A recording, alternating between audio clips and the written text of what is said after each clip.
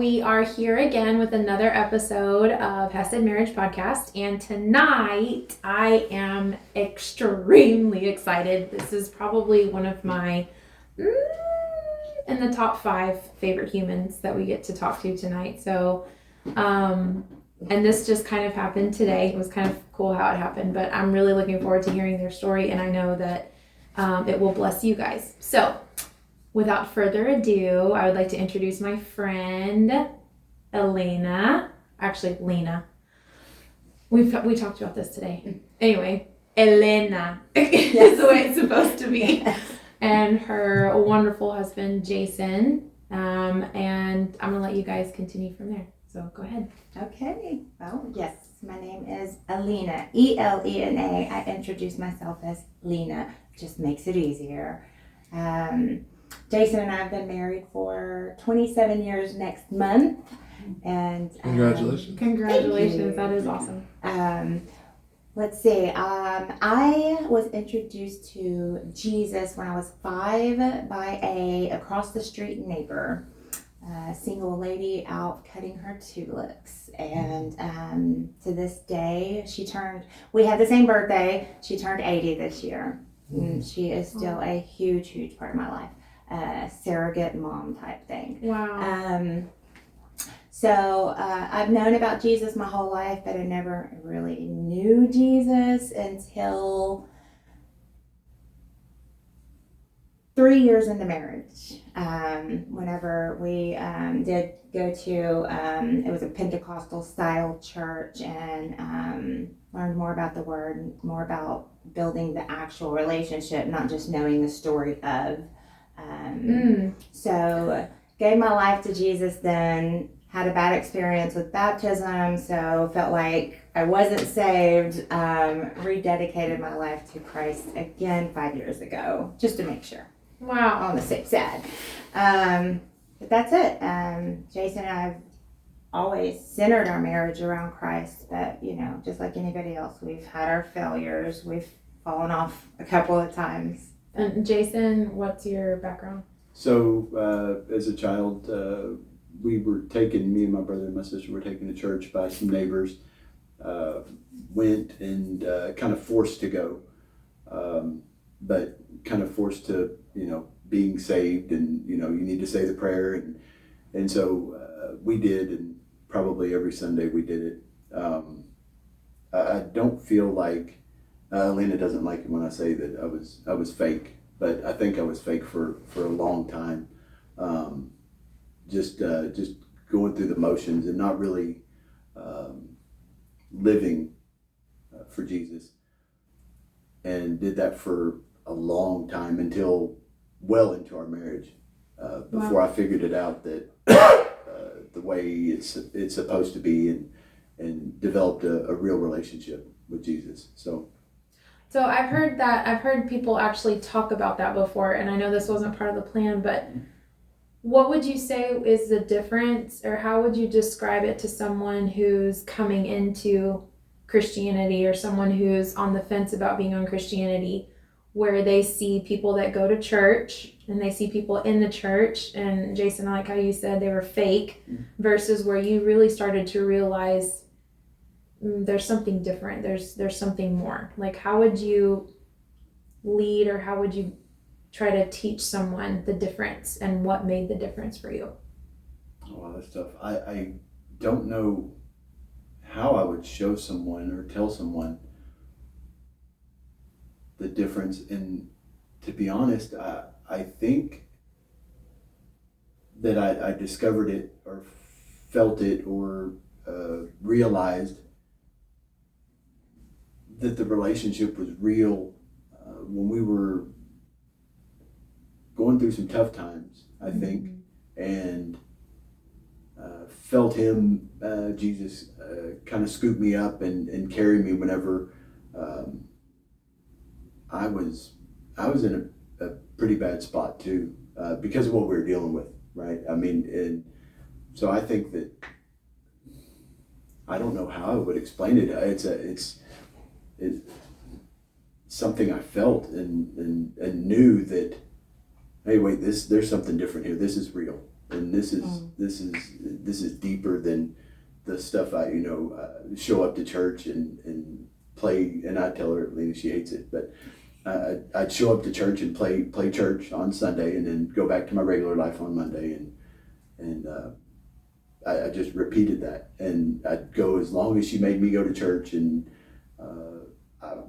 whenever she would not complain so loud, I would stop going, and it was not a relationship at that time, but I've since developed a relationship, and it's been life-changing. I think if we're honest with ourselves, though, the majority of people walk in that boat for a long period. And I don't, the reason I don't like it when he says that he was fake is because I think fake is when you intentionally do something. I think in our situation, it was just knowledge. It was, I've heard the story of Jesus, and I said the prayer, and now I'm saved, and I'll go to heaven, and we're supposed to go to church on Sundays, so we go to church on Sundays, and that's it. There wasn't a whole lot more to the story until you spend some time with him, until you get in the Word, and then you start going, what is this? What is this? And it's just learning the Word. Being in the Word is the most powerful thing, I think. So maybe that's the answer to your question, and maybe I'm cheating off of her. Is that Leveraging. Leveraging. I know that he never did anything intentional. It's just that if you're a Christian, you go to church on Sundays. That's what we did. That's what I'm saying is, like, I think the majority of people that are in the church think that way. Yeah. Right. Which is why I think it's really, really important and genuine that you admitted and were like, I was playing church, and I knew that there was something more. But go ahead with what you were saying. I think it builds up for us. It builds up. And I say that God chased us. Thank you, Jesus. Thank you that he chased us, because we weren't chasing him. What it took was some pretty extreme, devastating life moments for us to be in desperate mode and call out to him. And then when you have those big miracles or those big experiences, then you go, oh, this is real. And I need that constantly, not just like it wasn't as needed. We kind of used God as needed. No, we need him every second. Well, the insidious part of that whole lie, though, is you don't realize you're using him as needed. Right. Yeah, it was never intentional. It was never there was never a conspiracy in mind. It was just, that's what we knew, that was our fault and that was our mistake. We didn't spend time in the Word. But that's the most seductive lies that have a kernel of truth in them, right? So you latch onto the kernel and you believe you're in the truth, and problem when you're deceived is you don't believe you're deceived, right? Yeah. And so you walk in that, and that's what I think a lot of us do for a long period of time, until either a person close to us walks through something and you're like, how are they still standing? I want that. Yeah. Or you experience in your own and you have no other option. It seems like a lot. There are other options, meaning we can come to Christ without having to go through all that. But unfortunately, it's like we put ourselves in those situations, right? I do love that you both said that, and I think people underestimate the power of being in the Word. And I think that's where you were going with that, was just when Alina said, when we were in the Word is when I realized, spending time with them and getting to know who he is. Absolutely. Yeah, that's a big deal. Which, by the way, they keep alluding to the really hard times. So we're going to get into that. Well, what's their story? Yeah, I'm like desperate to hear it. Anyway. Okay, so tell us now about, fast forward into your marriage, and you had your 3 kids. Well, how did y'all meet first? We skipped all of that. Sorry. Well, okay. I'm getting excited. Jason and I met in high school. We did not date in high school. We hung out in high school. That's all it was. After graduation, I ran into his sister, and his sister said, "You need to call my brother," and I did, and it's what? That's accurate. That's accurate. Those are facts. So, well, I don't know how much we're supposed to go into detail here, but at that time, I was dating Jason, and I liked him very much, but I was also dating another man, and that's what dating is for. And I don't know, something had happened where I decided I was going to go with the other man, and he came to me, and it was like, why, whatever. And that's really, I think, the first time we connected. Yeah. When I was like, why should I stay with you? And and gosh, we haven't left each other's side since then. I mean, he's my best friend. Must We be do pretty everything convincing. together. She is So- obsessed with him. It's He adorable. was literally throwing pebbles at my apartment window. There you go. Literally. I mean, That's adorable. so yeah, we were friends in high school. After high school, started dating. We even have two completely different proposal stories. Yeah. The way he proposed to me, he has a completely accurate different one. story. It The doesn't accurate matter. But we wanted to just get married, and we went and got our marriage certificate, and you have 30 days. You got to wait 3 days. You have 30 days. We were going to go to Corpus Christi and get married and then come back and have a big party. His sister disagreed, and so I said, great, you have 27 days to throw us a wedding. So we did. Wow. Yeah. Okay. We did. And here we are. And here you are. Yeah. Okay, so now fast forward. Okay.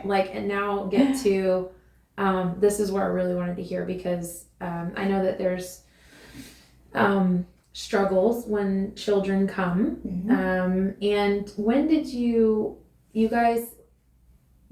open up your, which by the way, if y'all didn't know, BC Ivy Wellness, this is them. This is BC Ivy Wellness. So they are the infusion people. But at what time did you incorporate and navigate marriage, children, business, career? How did y'all do that? We started off really good. We put together a plan. We wanted to wait 1 year. We wanted to dedicate 1 year to partying and having fun and enjoying the honeymoon phase. And then we were going to try for children. We didn't know that I could get pregnant at the drop of a hat. So we were fortunate enough that we were able to plan every one of our pregnancies. Wow. So our children are planned, and the timing is planned. We wanted them about 2 years apart. That's what we have. We have 3 kids. They're all grown. Our baby is 21. So we waited a year, had the first one, and then we waited a year, and then by the time I had the second one, it puts them 2 years apart. But we had the discussion, are we going to start first? Are we going to focus on family or careers? He had a very good job. He always had. I didn't, and I did not have a college education. So we talked about it, and we decided that we wanted to have our children young so that we could grow up with them and have a good time with them. But we knew that was going to be financially hard. I was going to be a stay-at-home mom, and it was. We lived paycheck to paycheck. It was difficult. Well worth it now. But stayed at home until the baby, my 21-year-old, until the baby started school. When the baby started school, that's when I went to medical school. And What did you do? went from there? Then I started off as just a medical assistant. Then I went into phlebotomy, psychology, cardiology. I didn't know what I wanted to do. So you were full-fledged, kids were in school, and now mom's going back to school. Yes. And dad's working full-time. Correct. How was that? Hard. Very hard. Fun. Yeah. Very hard. It was hard. Thank God he was so supportive. He's always been supportive. But it doesn't mean that there wasn't those moments of just complete stress and chaos, because 3 young kids is exhausting during the day, and then the evening getting shut down is exhausting, and then I have to stay up all through late hours of the night to study, and that's how I lived my life. And if I'm being real honest, there was a lot of alcohol involved in that, because I would use it at the end of the day, a couple glasses of wine to wind down and get into the study, and that turned into not healthy. So how did you guys keep y'all okay? Okay. There's a lot of intent. No, we were blessed. We didn't know then, but we had people in our lives that, well, they pushed Jason. They were at work and they would tell Jason, you really need to come to church. Or I don't know, it was Jeff and Alan. How did that work for you? It was more of the, I would be the good guy on Sunday, and I would tell them what they wanted to hear during the week, and I did that for many years. It was more fake. It's not been but 3 or 4 years that I've gotten real, and it's really embarrassing, and especially talking about it like this, but it was hard. It was hard to, be the good Christian man and, take his wife and kids to church on Sunday, and then Monday morning to go back to who I was. It was rough. But he knew better. That's the thing, is we knew, we were getting the knowledge. Like, we knew to have intimacy during these hard times, that we were going to have to fight for that. Right. And we did things. He knows what to do. He's just not doing it. I know he knows what to do because he's in church. He's hearing the same thing I'm hearing. He's in these marriage retreats that we're going to actively.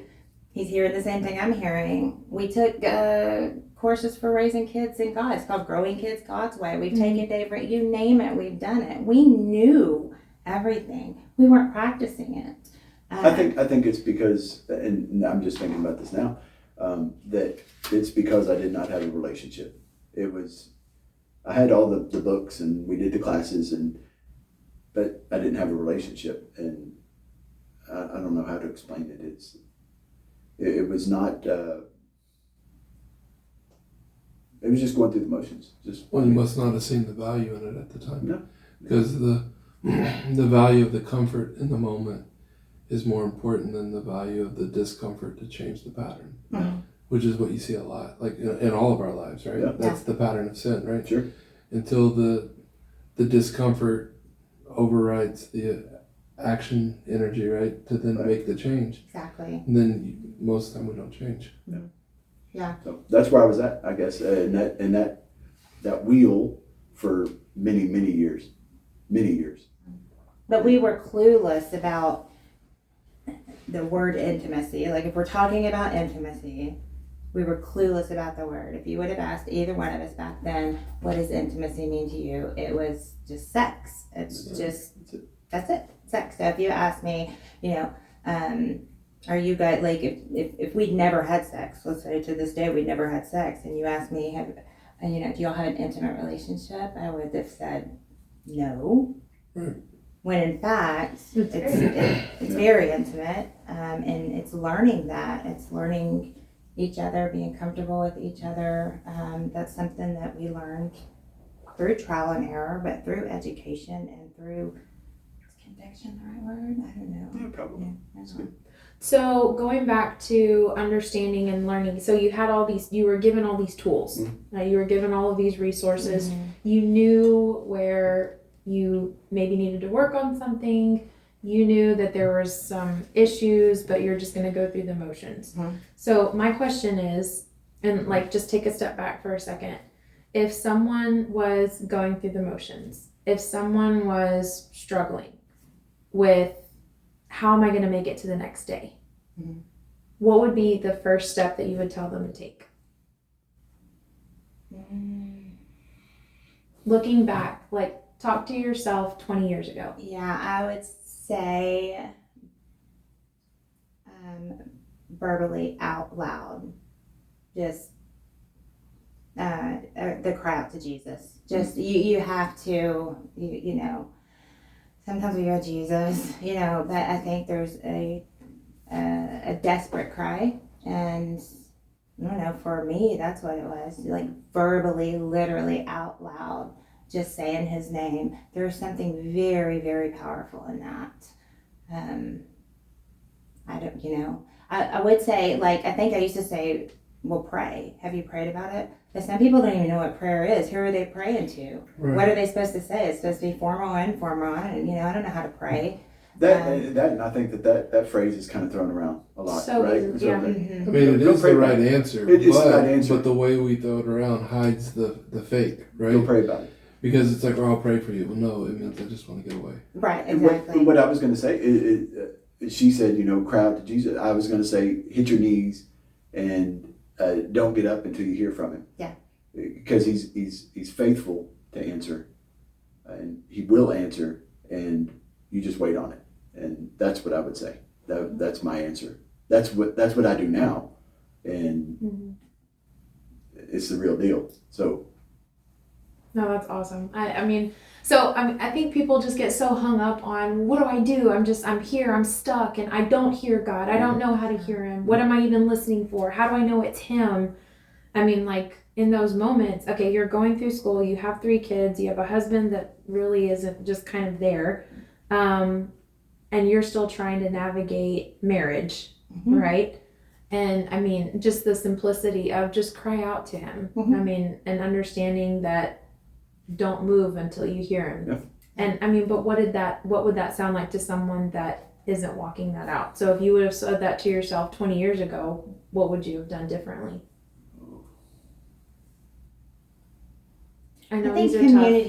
community is such a big thing too, and even then we didn't realize it because the few people that God put in our lives to keep at us, they were the ones that introduced us to, and this is gonna sound weird, I guess, but I remember whenever Jason and I were struggling on the intimate side of things because we were so busy and we had 3 kids and it's just not there. Whenever one of the courses or classes that these men drug us to said, some of the best intimacy you'll have is going to have to be planned.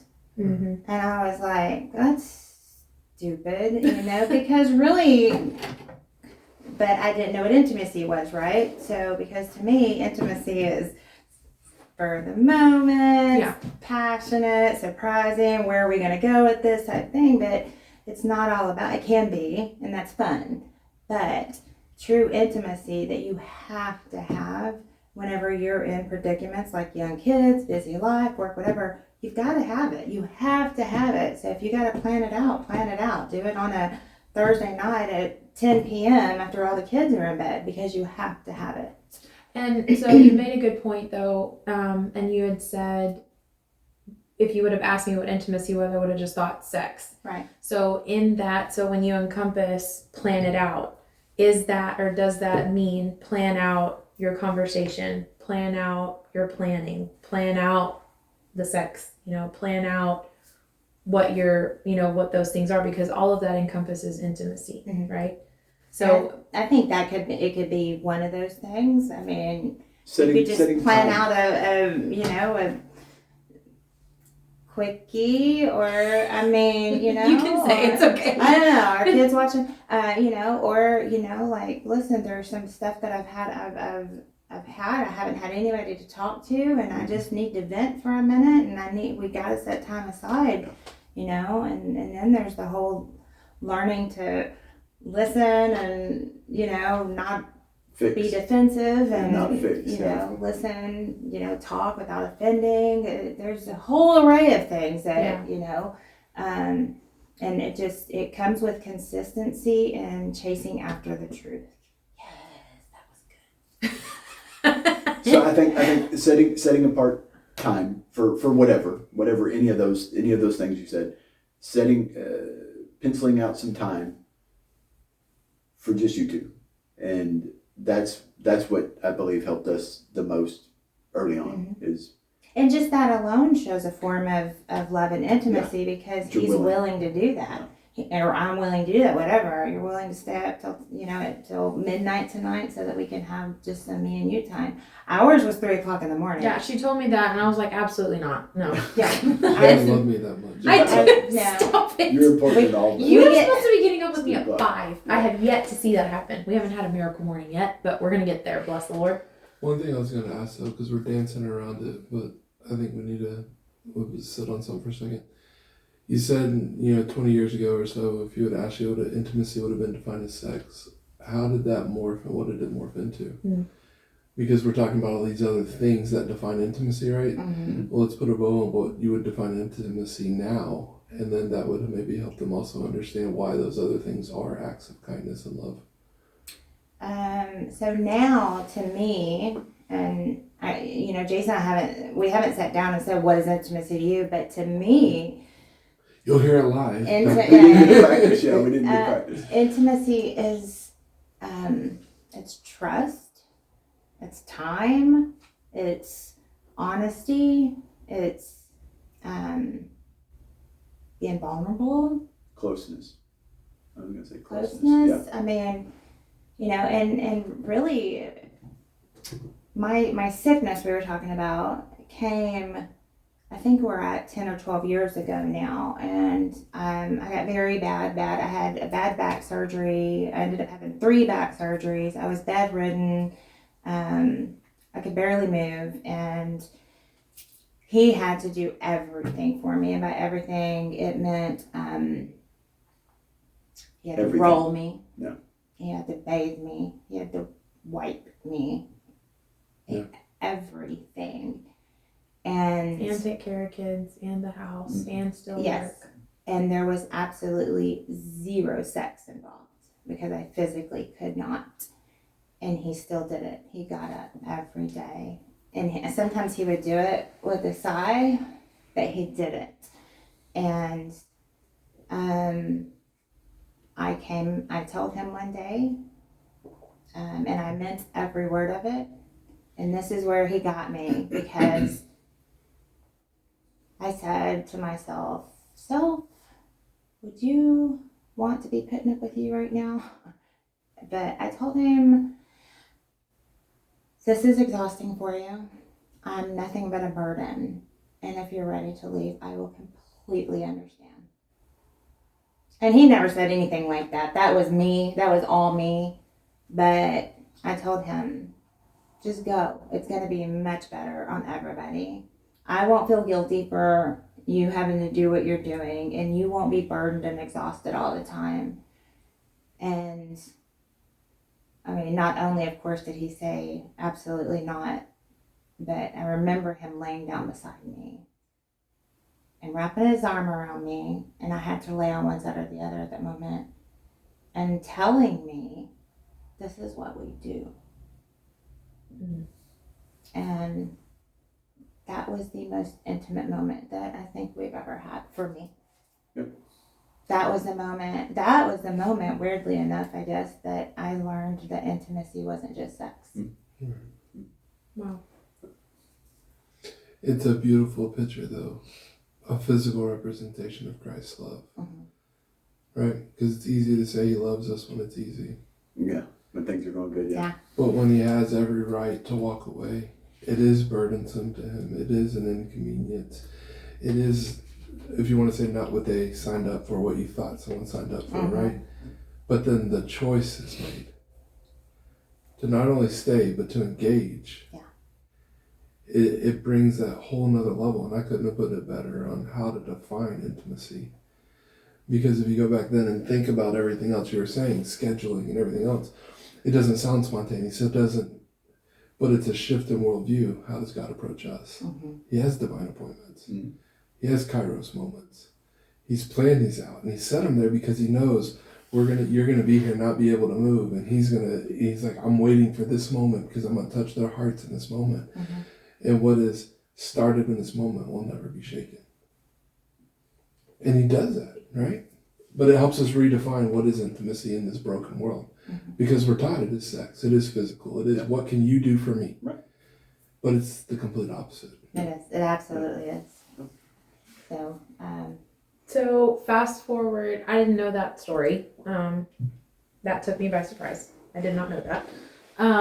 Okay, so fast forward and let's talk now about yet another transition where you guys were both deciding to do surgery. Mm-hmm. And your kids are, I don't know how long ago this was, but your kids are still at home. Right.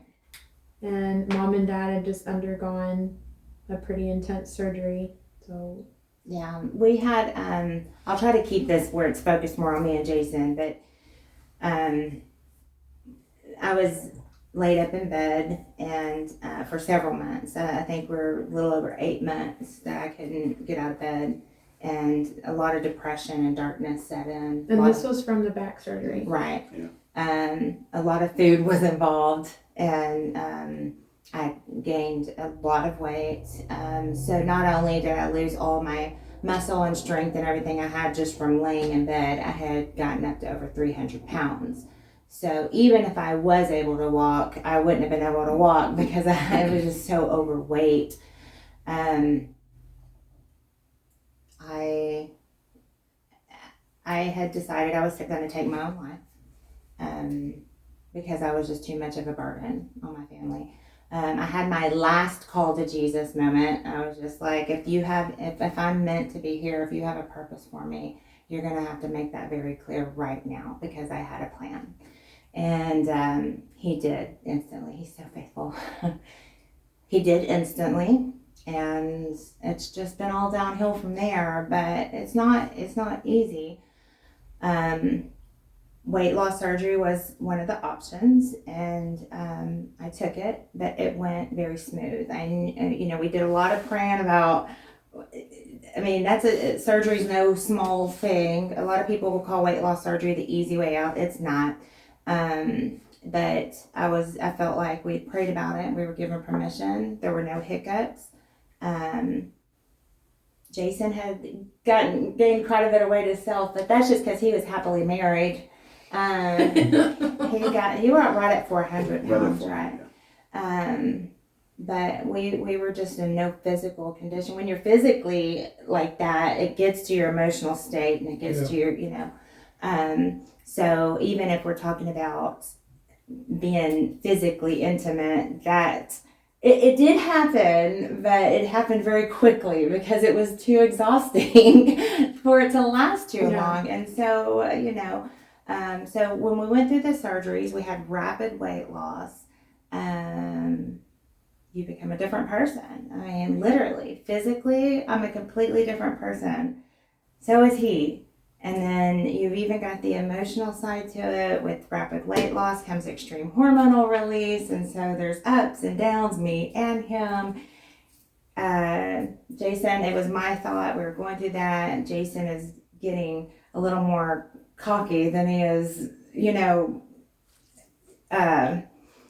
Anyway, his physique was changing. His confidence, But neither one of us knew what the heck was going on. Like, I'm a new person and I'm having to learn myself all over again. And he's a new person and I'm having to learn him all over again. And he's a new person. He's having to learn himself, and then he's having to learn the new me. It was hard. And we did have to reach out for some help at that point. We had to reach out and find some counseling and kind of figure out what was going on. But once we found the base of what was going on, we were able kind of to run with it. And how long did that, how long was that cycle, or, well, I don't want to call it a cycle because y'all didn't go back around, but how long was that phase? I mean, the weight loss was so fast. It really was fast. Faster as a matter of fact, he started his journey about 4 months after me, and he bypassed me on the weight loss. I mean, he's a man and men do that. That he bypassed me on the weight loss. So, I mean, maybe it was the first year is your weight loss, and then during the second year is when you're going, who am I? So I'm going to say, it's probably a year and a 10 half. months or something like that, I was going to say, yeah.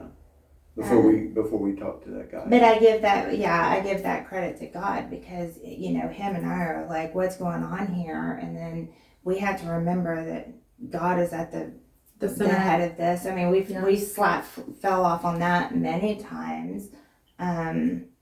So you had mentioned the word community at that time when you were both going through that. Other than that one guy, did you guys choose to keep to yourselves? Were you in church? were you taking your kids? Like what? So what happened there was we went to church every Sunday and Wednesday nights until I got my first job as a medic. As a medic, you work crazy shifts. You work 48-hour shifts, 72-hour shifts, and the last thing I want to do on a day off is go to church. And I was okay with that. And he was okay I with could stay at that, home. you know. And there was no guilting me into going to church because she's tired, she's wore out, she just got off shift or whatever, and it's good. So we just kind of lost we'll sit at the house. focus. You know, work became our focus, and I think you don't realize. I think it creeps up on you. You know, like it creeps up on you because we were in the beginning. We were so gung ho, and God is first, and you know we pray together, we go to church together, and then when life starts happening, man, if you don't just stay focused, you have to keep that reset. You'll get off, and you'll get off for Months, Long years. time. 7 years. Yeah. Long time. 7 years we went without going to church. I mean, it doesn't mean we didn't love God, or it didn't mean it just means that we put job and Everything else. first. Yeah. And then when did the business start? The business started, we're at just over 2 years now. We started So that was the recent. infusion, yeah. And that, and that had a lot to do with the lifestyle as a medic, and not just a medic, all first responders, by the way. Love your first responders. They don't get near enough credit or money. Because it's exhausting in every way. First responders are exhausted physically.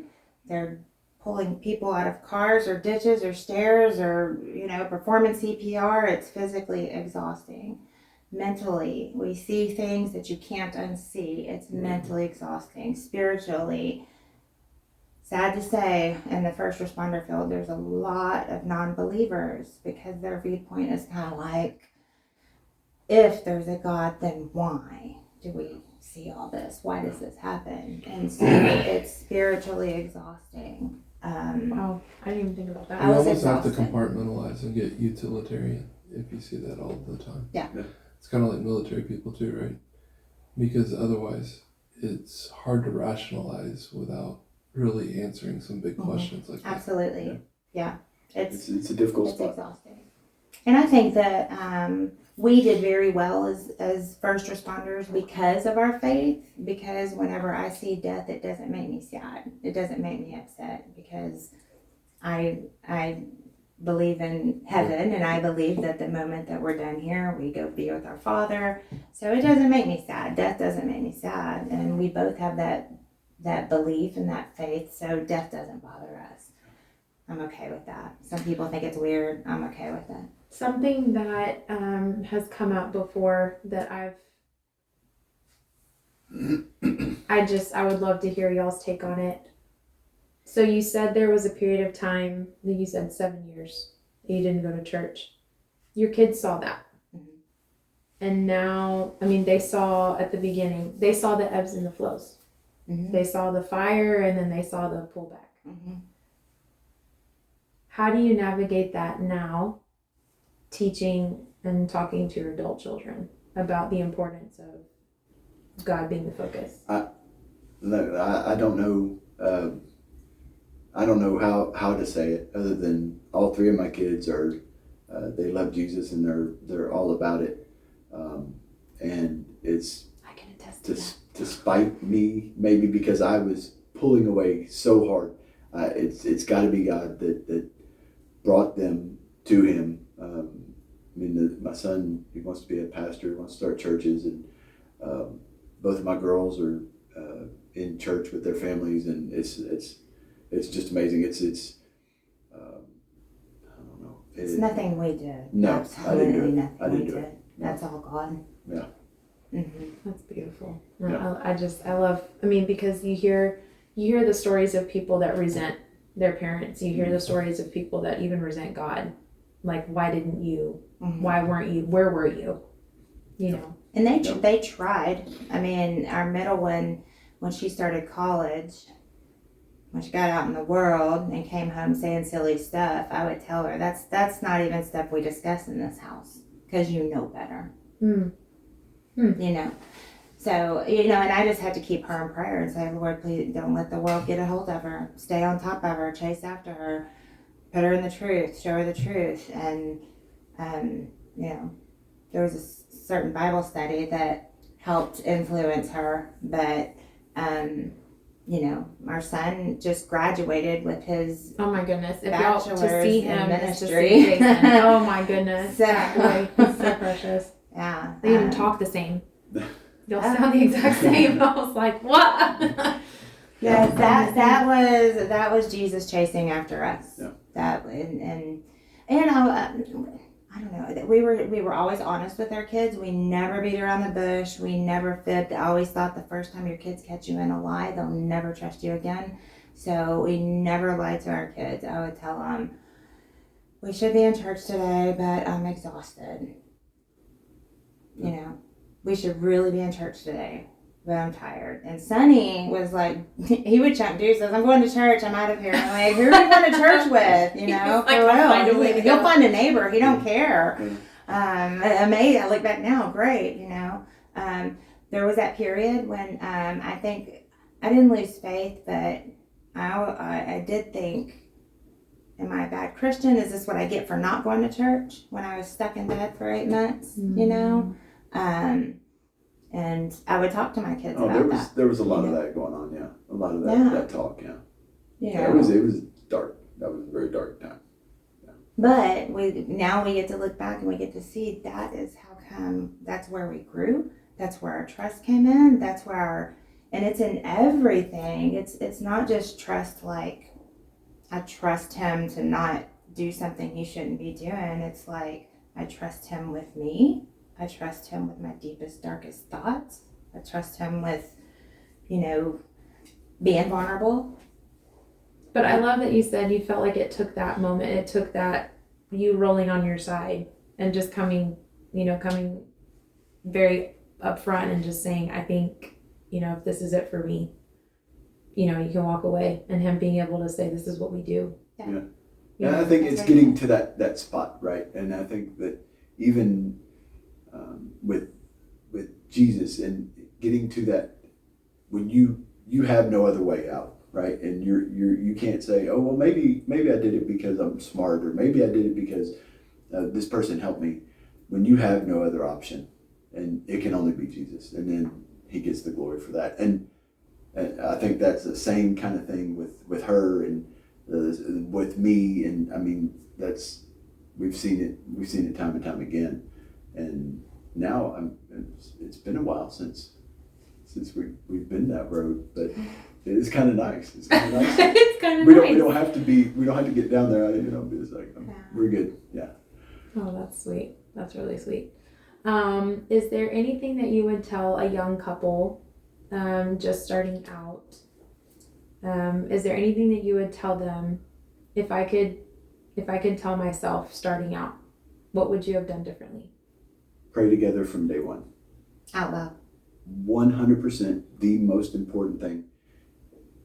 I can't. Elena started doing that. I don't know. It's maybe a year ago, and it meant more to me than anything. And I could. That is. I think I said that something else was the most intimate time, but that was the most intimate I've ever felt towards another person, was when she laid her hands on me and prayed for me. And that's what she learned at D group, and that's why I was like, yeah, D group that's the deal. So that's the deal. But it wasn't anything like crazy. It was just her praying for you, laying hands on praying for you. Nothing special. Nothing was. I don't think anything was going on, but she was just praying for me, and that's never happened before. And she probably prayed for me, but quiet and whatever. Absolutely. Same as I'd done for her, but I felt stupid. I don't pray for her out loud. I don't want to do that, but she did, and something shifted. And yeah, it's amazing. Okay, so he says pray with each other every day. Yep. Mm-hmm. And then would you agree with that, or do you have anything else to add? Yeah, I think also the leave and cleave is absolutely, I would say hands down, because my parents didn't quite grasp that, and trying to stay too involved and not letting him take his role, or getting upset, I would say, when he would take his role. But a lot of it had to do with the fact that my parents didn't understand that. That wasn't. But to truly understand when you get married that you're now starting your own family, your own relationships. Not to say you can't have your relationships, but that's what do they call that? You're no longer their link anymore. Yeah. You're now your own link. You're starting your own chain, and to truly grasp that and make sure that both sides of the family understand it. Had I known then what I know now, we would have sat down with his family and explained our beliefs and what our goals were and where we stood with God, and we would have sat down with my family and explained the same thing and made sure that every one of them understood that he is taking on a role that neither one of them will have anymore. Wow. Mm-hmm.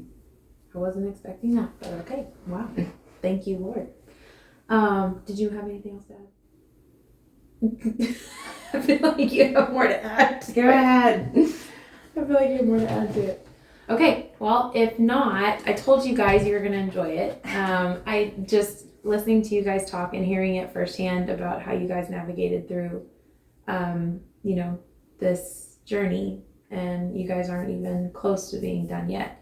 I can attest to seeing Elena's growth, just part of D group, and that's not a plug for D group, it's a plug for find community. Like what she was saying, find community and be willing to be vulnerable to the right people. I think that's you did say that.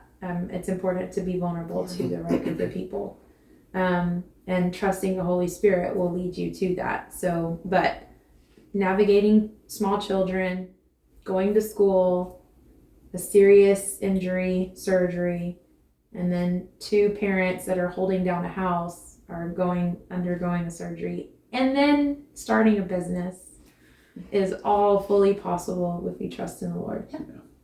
So, all right, this is Chesed Marriage with BC Ivy Wellness, and we thoroughly appreciate you guys listening.